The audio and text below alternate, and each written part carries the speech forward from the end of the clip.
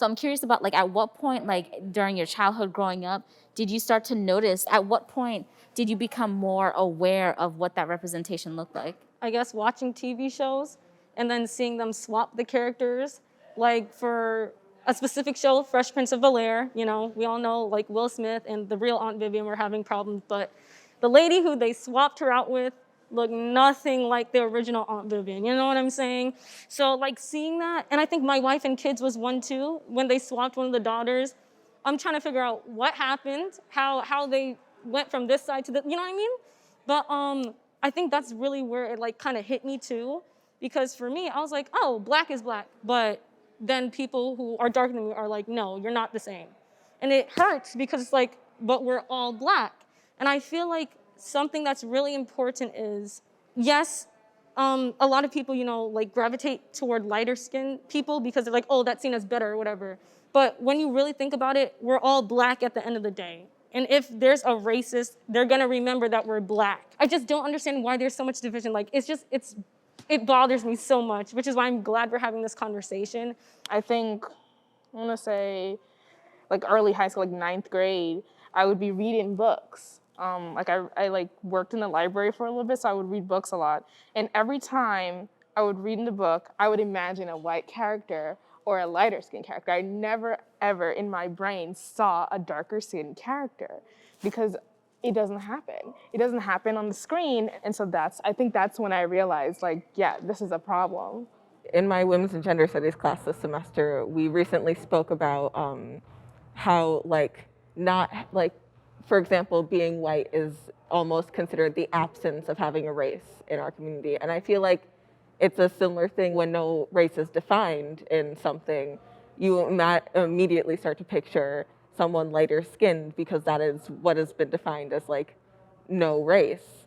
And I think that almost pertains to colorism in the sense that like, I almost feel like when someone is described as like not being like the stereotypical black, but like just being like not white, you still picture someone who is lighter skinned and not darker skinned. And I think that's something that's been almost ingrained in like in media and what we've seen growing up. I watch a lot of animated shows, and animated shows have had even a worse track record with representation.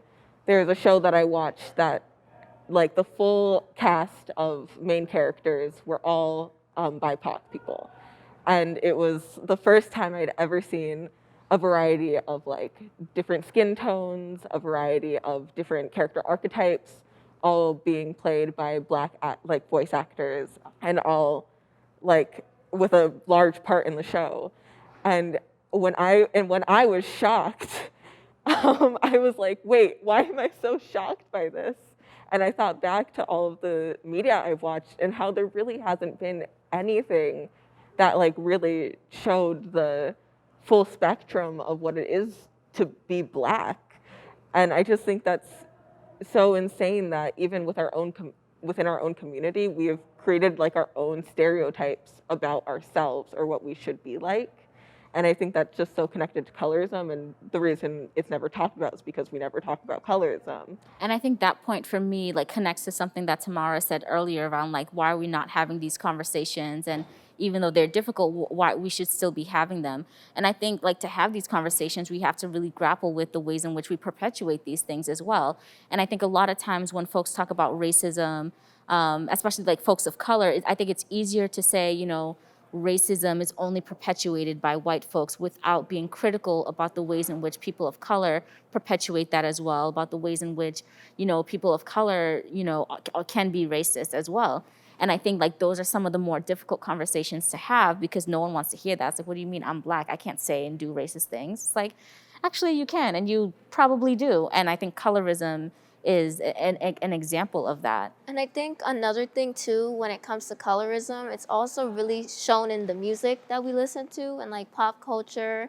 I feel like a lot of the music nowadays, it glamorizes light-skinned women over dark-skinned women.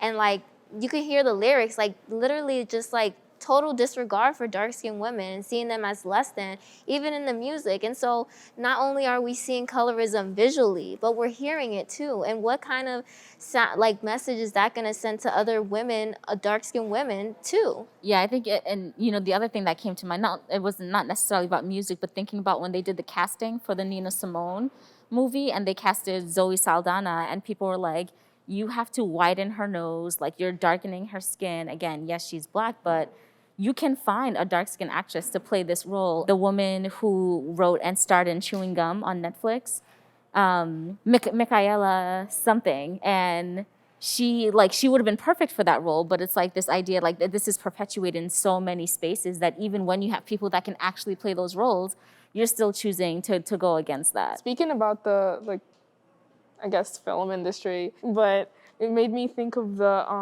paper bag test they used to do, and that's pretty messed up. Where they were like, okay, if you're darker than this paper bag, you're not gonna be getting the role, and that's just that. In my drama studio in middle school, my friends and I, every year we have a Creative Works Festival where all of the students work together in their class to write a little play, and essentially the premise was the schools were being integrated, and there was this club called the Sunshine Girls, and they made this rule when the schools were being integrated that you could not join unless your skin was lighter than that of a paper bag.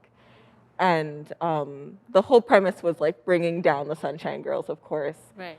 But thinking about that and how that's still kind of a thing, and then how we didn't realize it in middle school, but that was something that we had, not all of us, there were obviously white students who worked on it with us, but the BIPOC students who worked on it had experienced similar experiences of just feeling outcast because you were not of a certain shade of skin tone. And I just think that's really a lot to process.